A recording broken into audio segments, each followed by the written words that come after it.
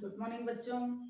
आज हम सांख्यिकी सांख्यिकी वाली जो प्रश्नावली आपकी, उसमें से माध्य माध्य मादक और बहुलक तीनों चीजें ही निकालेंगे। लेकिन सबसे पहले माध्य, इन से संबंधित बड़े प्रश्न में पहले करवा चुकी हूँ आप लोगों को। अब केवल वो जो आपके 1 नंबर में आने वाले प्रश्न हैं उनसे आपको वाकिफ करवाते हैं कि किस प्रकार से बड़े प्रश्न आपसे पूछे हैं।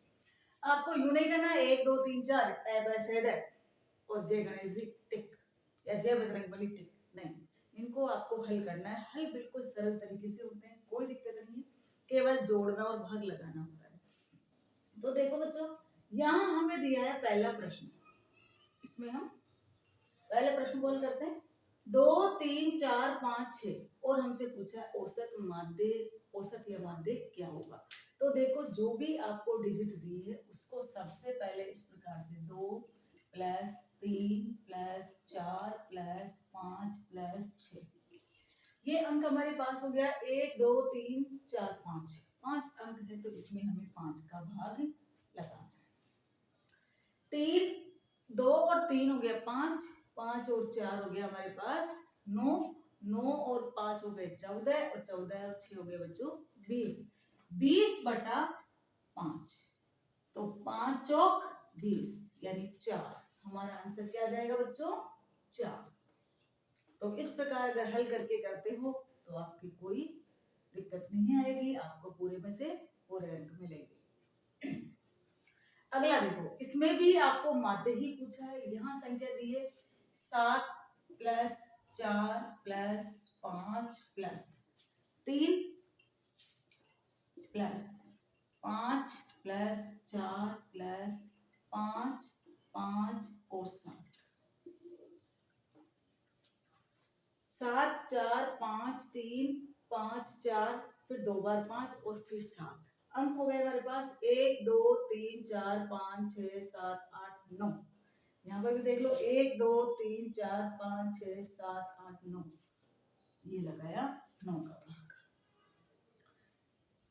7 और 4 11, 11 और 5 हो गए 16, 16 3 19, 19 और 5 24, 24 4 28, 28 और 5 33, 33 और 5 38, 38 और 7 हो गए 45। तो ये हमारे आया 45 बटा 9 और 9 पंजो 45, तो यहाँ हमारा आंसर आया 5। तो देखो कितने सरल तरीके से ये हल हो रहा है। और हम कहते हैं कि 1 2 3 4 जय बजरंगबली जय, जय बजरंगबली सह। तो जब इससे गलतियां हो जाती है, बजरंगबली काम में तब आएंगे जब आप इसको हल करेंगे, नहीं तो बजरंगबली करने नहीं आएंगे, हमें ही करना है। बजरंगबली बुद्धि देंगे और आपको उसका उपयोग करना है। अगला है 2 plus 5 plus 3 plus 7 plus 6 plus 1, 1 2 3 4 5 6 अंक हो गए, तो 6 का ही इसमें भाग लगा देते हैं। 5 और 2 7, 7 और 3 10, 10 और 7 17, 17 और 6 हो गए हमारे पास 23 और 1 हो गया 24, 24 बटा 6, तो 6 चौका 24, तो हमारा आंसर 4, यानी से वाला आंसर सही है। इस बंटन का आंकड़े दिए हो, बंटन दिए हो, सीधी सी संख्या दी हो और पूछा माध्य समांतर माध्य औसत, तो हमें इसी प्रकार से उन सभी आंकड़ों को जोड़ना है और उन आंकड़ों की संख्या का भाग लगाना है। तो अब देखो, ये आंकड़े हमारे खेतों में आंकड़े नहीं है, ये डाटा है 7 4 8 और 6, 5 संख्या है ये, तो 5 का भाग लगा देते हैं। 5 और 7 हो गया 12, 12 और 4 हो गया 16, 16 और 8 24 और 6 हो गया 30, 30 बटा 5, तो 5 हम 30, आंसर हमारा आ गया 6। तो इस प्रकार हमें जो आंकड़े दिए उनके हम बिल्कुल सरल तरीके से हल कर सकते हैं। अगला प्रश्न है, प्रथम 5 पूर्ण संख्याओं का माध्य ज्ञात कीजिए। तो पूर्ण संख्या क्या है बच्चों, हम जानते हैं जो हमारी पूर्ण संख्या होती है वो 0 से शुरू होती है। कहां से शुरू होती है, 0 से। तो 0 1 2 3 4, 1 2 3 4 5 अंक हो गए और 5 का भाग लगा देते हैं। एक और दो तीन, तीन छह और चार हो गया 10, 10/5, तो 5 दूना 10। तो हमारे पास प्रथम 5 पूर्ण संख्याओं का माध्य आ गया 2। अब यहाँ का है 7 प्राकृत संख्या। तो देखो बच्चों, पूर्ण संख्या तो हमारी 0 से शुरू होती है और प्राकृत संख्या 1 से शुरू होती है। तो ये हमारी शुरू होगी 1 से, तो 7 का है तो 7 जोड़ दीजिए। 1 प्लस 2 प्लस 3 प्लस 4 5 6 और 7, और 7 का ही हम भाग लगा देते हैं। 1 और 2 3, 3 6, 4 10, 5 15, 6 21 और 7 हो गया 28। तो 28/7, 7 चौक 28, तो ये आ गया हमारे आंसर 4। तो प्राकृत संख्या कहे तो 1 से शुरू करना है, पूर्ण संख्या कहे तो 0 से शुरू करना है, क्योंकि प्रथम में हमारे प्राकृत संख्या आई थी जिसकी काउंटिंग 1 से शुरू हुई थी और उसमें 0 मिलाते ही वो प्राकृत संख्या किसमें कन्वर्ट हो गई, पूर्ण संख्या में। तो ये प्राकृत संख्या 1 से लिखनी है और पूर्ण संख्या 0 से लिखनी है। अब जितने भी अंक कहे हैं उतने लिख के आप जोड़ दीजिए। अब इस प्रश्न में देखिए, प्रथम 5 विषम संख्याएं, प्रथम 5 विषम संख्याएं लिए तो 1 3 5 7 9, ये सारी विषम संख्या हो गई। इसमें कहा है प्रथम 5 सम संख्याएं, तो 2 4 6 8 और 10, इसमें भी 5 का भाग लगा दीजिए।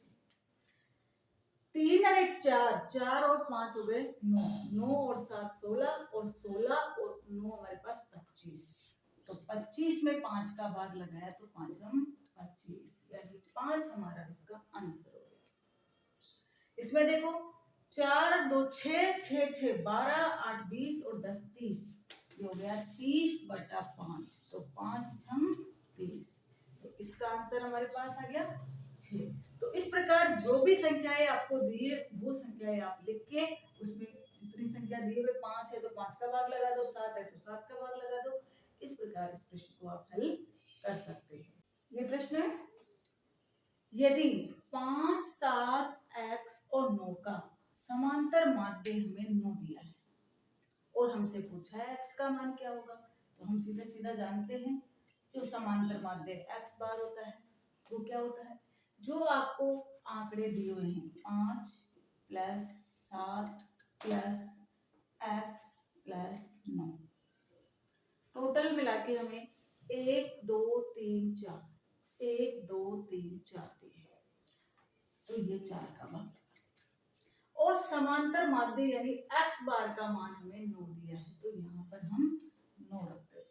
तो 9 बराबर नीचे तो आपका 4 है, 5 और 7 हो गया 12, 12 और 9 हमारे पास हो गया 21, तो 21 प्लस x।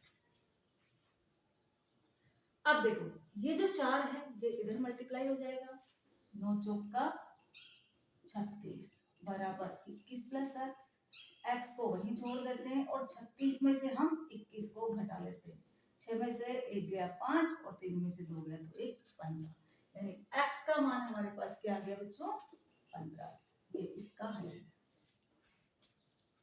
अब इसी प्रकार यहाँ दिया है, यदि 6 8 9 और k तथा 13 का माध्य, 13 भी इसमें इंक्लूड है, यानी 6 8 9 k और 13, इसका माध्य हमें दिया है 10, माध्य की जगह 10 रख देते, 1 2 3 4 5 अंक। अब 5 को हम 10 से गुणा करेंगे, 10 पंजे 50 और इसको जोड़ देते हैं, 6 और 8 14, 14 और 9 हो गया हमारे पास 23, 23 और 13 हो गया 36, 36 प्लस k, 36 को इधर 50 में से घटा देते हैं तो k बराबर 50 माइनस 36, क्यों घटाया, क्योंकि k के साथ ये जुड़ा हुआ है तो उधर ले जाके इसको घटा देते हैं, तो हमारे पास बच गया 14, यानी k का मान 14 हमारे पास आ चुका है।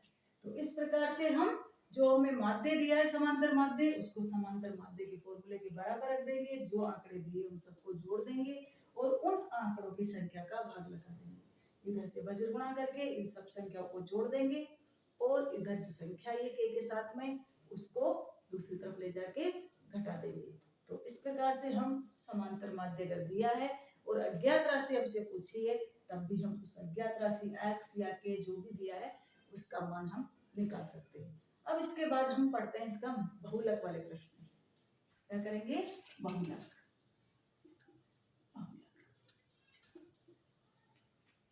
अब हम बहुलक से संबंधित प्रश्न कर रहे हैं। ये हमें आंकड़े दिए और हमसे कहा है इसका बहुलक क्या हो सकता है। तो बच्चों, बहुलक जो सबसे ज्यादा बार आंकड़ा आया है वही हमारा बहुलक हो जाएगा, और हमें कुछ भी नहीं देखना होता बहुलक में। तो देखो, इसमें 6 1 2 और 3 बार आए थे। 4 भी 1 2 और 3 बार आए, दोनों बराबर आए।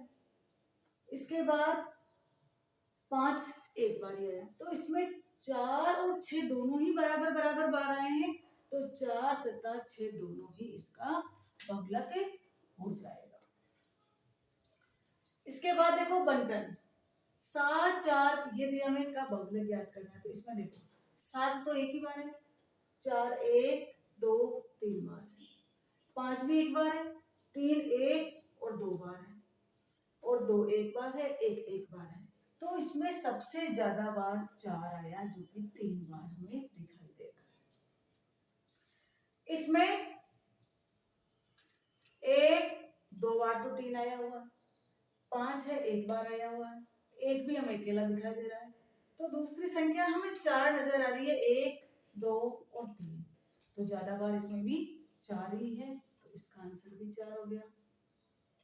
अगला देखो, 7 एक ही बार है, 4 1 और 2 बार है, 5 1 और 2 बार है, तो 3 देखते हैं, 3 ज्यादा दिखाई दे रहे हैं, 1 2 3 4 बार आए हैं, तो आंसर हमारा 3 हो जाएगा। आंसर का मतलब बहुलक हमारा 3 हो जाएगा। जो बहुत बार आया हुआ हो, जो सबसे ज्यादा बार आया हुआ हो, वही हमारा बहुलक होता है।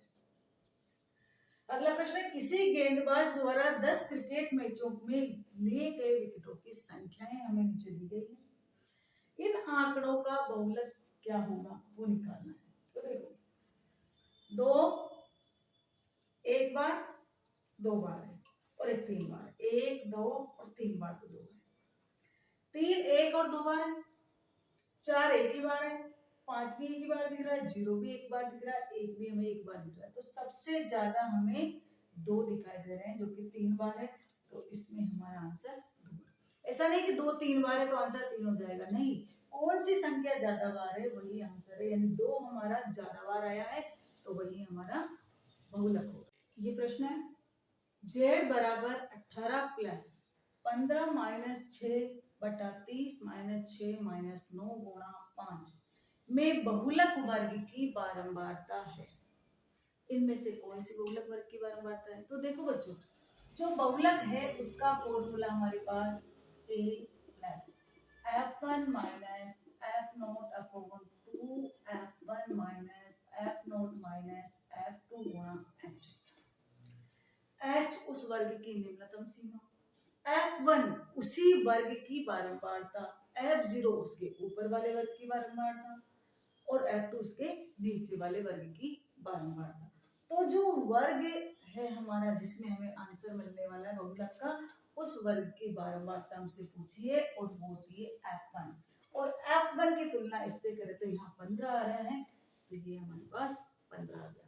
अगर वो पूछता कि बहुलक वर्ग से ठीक ऊपर वाले वर्ग की बारंबारता, तो वो हमारे 6 आ जाती, और अगर नीचे वाले की पूछता तो हमारे 9 आ जाता, अंतराल पूछता तो 5 आ जाता, लेकिन हमसे पूछा है बहुलक वर्ग की बारंबारता, तो उसी वर्ग में जाएंगे तो f1 उसकी वैल्यू होगी, f1 पे हमारे पास 15 दिया हुआ है, इसलिए इसका हल 15 होगा।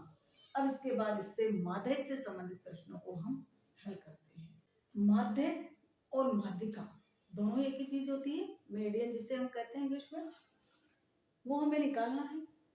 प्राप्तांकों की माध्यिका निम्नलिखित में से कौन होगा? तो माध्यिका निकालने के लिए बच्चों हमें सबसे पहले उन आंकड़ों को, उन प्राप्तांकों को, जो भी अंक हमें दिए हैं उनको बढ़ते हुए क्रम में हम व्यवस्थित कर देते हैं। उसके बाद में आधे इधर छोड़ देंगे, आधे इधर छोड़ देंगे, और बीच के अगर एक मान मिला तो वही आंसर हो जाएगा, और अगर 2 मान हमें बीच में मिले तो दोनों को जोड़कर हम 2 का भाग लगा देंगे। तो देखो इसको क्रम से जमाते हैं। तो सबसे पहले सबसे छोटा अंक हमारा आया 3, इसके बाद 5, इसके बाद आया 7, 7 के बाद 9, 9 के बाद 10 और 10 के बाद 12। 3 3 6 अंक है, 3 और 3 6 अंक, 2 इधर छोड़ दिया, 2 इधर छोड़ दिया, बीच में हमारे पास बचा 7 और 9। दोनों को जोड़ लेते हैं।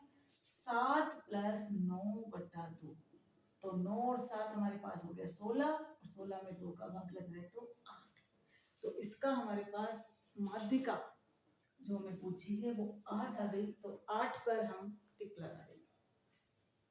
अगला है, इसको भी क्रम से जमा लेते हैं। 1, इसके बाद 2, 3, 4, 5 और 7।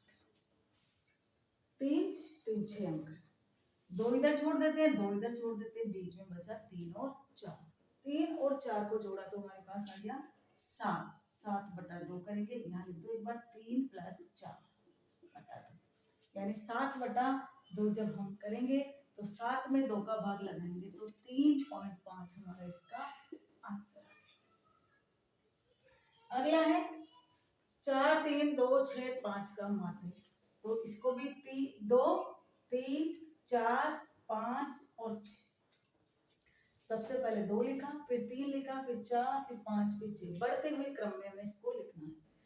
1 2 3 4 5 ही अंक है, 2 इधर छोड़े, 2 इधर छोड़े, बीच का बच गया 4, और ये 4 ही हमारा आंसर हो गया। बीच में अकेला बचता है तो वही आंसर आ जाएगा। और देखो 2 अंक बचते तो दोनों अंकों को जोड़कर 2 का भाग लगाना है। बचने का मतलब आधे इधर से काउंट करते जाओ और आधे इधर से काउंट करते जाओ। अब इसको व्यवस्थित करते हैं। देखो 1 1 के बाद 3, 3 के बाद 4, 4 के बाद आ गया सीधा 8, 8 के बाद 10, 10 के बाद 11, 11 के बाद 12। 1 3 4 निशान लगाते जाओ। 1 आ गया, 3 आ गया, 4 आ गया, 4 के बाद 8 आ गया, 8 के बाद 10, 11 और 12 आ गया। अब देखो 3 2 5 और 2 7 संख्या है, तो 3 इधर छोड़ देते हैं, 3 इधर छोड़ते हैं, बीच का 8 है, तो हमारे पास ऑप्शन नंबर ड यानी 8 वाला आंसर बिल्कुल सही है। तो बहुलक में तो हमें ज्यादा से ज्यादा काउंट करना होता है कि सबसे ज्यादा कौन सा आया है, और माध्य या माध्यिका में हमें करना होता है उनको बढ़ते हुए क्रम में जमा दो, आधे इधर छोड़ो, आधे इधर छोड़ो, बीच वाला आंसर हमारा सही उत्तर आ जाएगा। अगर बीच में 2 अंक बचते हैं तो दोनों को जोड़कर 2 का भाग हम लगा देंगे। ये प्रश्न है, वर्ग अंतराल 10 और 25 का वर्ग चिन्ह है। तो वर्ग चिन्ह बच्चों हम x का जो मान निकालते हैं वही वर्ग चिन्ह होता है। तो x का मान हम कैसे निकालते हैं, जैसे वर्ग अंतराल हमें एक साइड में दिए होते हैं, उससे हम x निकालते हैं, यानी वर्ग का चिन्ह निकालते हैं। तो ये 10 और 25 दोनों को हम क्या करेंगे बच्चों, जोड़ देंगे। 10 और 25 को जोड़ेंगे तो ये हमारे पास 35 आ जाएगा, और 35 में हम 2 का भाग लगाएंगे तो 17.5 हमारे पास आ जाएगा, और 17.5 ही वर्ग चिन्ह होता है। फिर आपको मैंने बताया था बड़े वाले जो सवाल करवाए थे उसमें कि फिर इनका वर्ग अंतराल में जोड़ते चले जाते हैं और आगे के वर्ग चिन्ह हमें मिलते चले जाते हैं, यानी x का मान हमें मिलता चला जाता है। तो हम इसमें वर्ग चिन्ह का मतलब ही है x का मान हम निकालते आ रहे थे ना, वही है। अगला है सिग्मा का चिन्ह। जो सिग्मा हम बनाते हैं इस प्रकार, वो क्या प्रदर्शित करता है, तो उसको हम सारी बारंबारताएं जोड़ने में भी काम में लेते हैं, उसको एफएक्स को जोड़ने में भी काम में लेते हैं। तो ये क्या काम करता है, जोड़ने का काम करता है। तभी मैंने आपको कहा था कि सिग्मा को समेशन भी हम बोलते हैं, और समेशन का मतलब होता है जोड़, यानी यहाँ सिग्मा का जो चिन्ह होता है वो जोड़ने का कार्य करता है, यानी योग का कार्य करता है। केंद्रीय प्रवृत्ति की माप है। केंद्र की प्रवृत्ति का माप में हम माध्य, माध्यक और बहुलक सभी को कहते हैं, इसलिए ये उपरोक्त सभी ही इसका हल है। इस प्रेक्षण का मान जिसकी बारंबारता सबसे अधिक हो, और जिसकी बारंबारता सबसे अधिक हो उसको हम कहते हैं बहुलक। निम्न में से कौन सा आलेख द्वारा निर्धारित किया जाता है, तो बच्चों माध्य, मादक और बहुलक में से जो माध्यक होता है उसको हम आलेख विधि के द्वारा भी, यानी चित्र बना के, ग्राफ बनाकर भी हल कर सकते हैं। ये प्रश्न है, दिए गए आंकड़ों का परिसर होगा। परिसर का मतलब होता है बच्चों कि निम्नतम मान और उच्चतम मान में कितना डिफरेंस है, कितना अंतर है, वही परिसर होगा। तो यहाँ निम्नतम मान हमें 3 दिखाई दे रहा है और मैक्सिमम मान हमें 12 दिखाई दे रहा है। तो 12 में से हम क्या करेंगे, 3 को घटा देंगे। 12 माइनस 3, तो हमारे पास 9 आ जाएगा, यानी इसका फैलाव 9 तक है।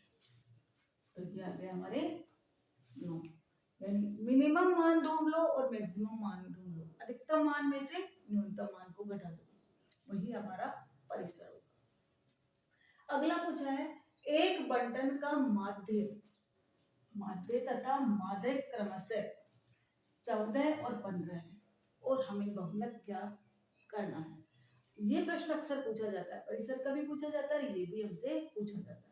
तो यहाँ हमें एक फॉर्मूला पता होना चाहिए बच्चों, वो ये होता है 3 माध्यक यानी माध्य का बराबर बहुलक प्लस 2 माध्य।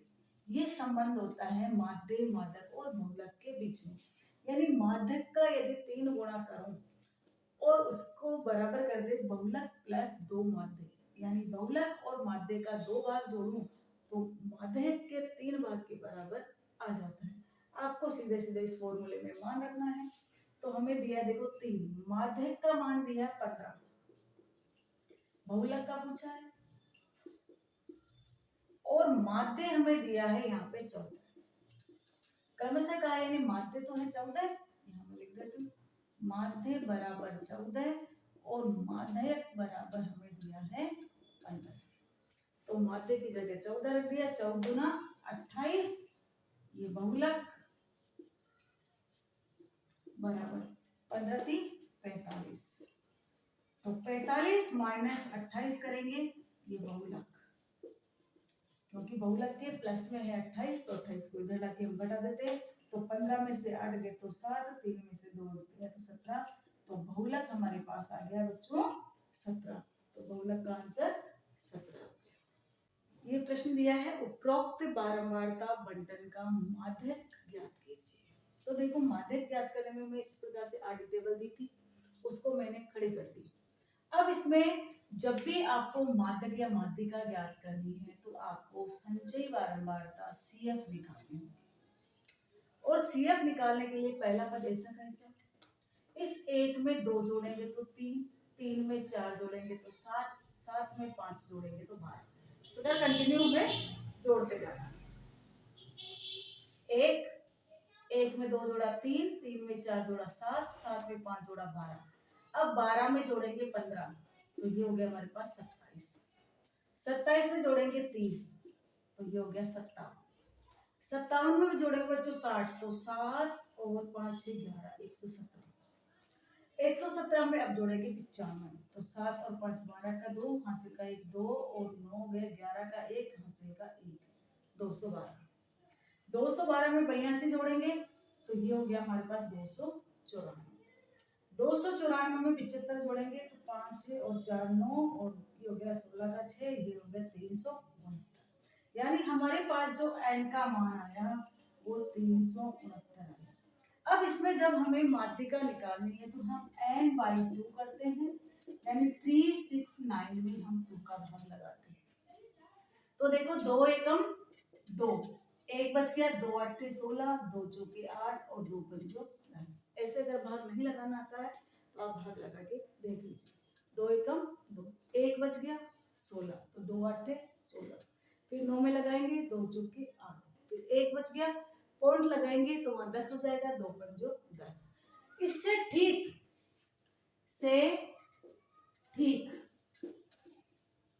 बड़ी संचयी बारंबारता 212 आ रही है। 212, 117 तो छोटी है, 212 है। तो ये 212 किस विचर के संगत आ रही है, 8 की। संचय बारंबारता 212 के संगत विचर चर का मतलब x का जो मान है वो 8 है, 8.0 है। अतः जो आपकी माध्यिका हुई है, माध्यिका या माध्यक हो गया 8.0। तो इस प्रकार से हम इसका आंसर दे सकते हैं। तो पहले मैंने वर्ग अंतराल वाले करवाए थे, ये प्रश्न छूट गया था इसलिए मैं ये प्रश्न इसमें करवा रही हूँ।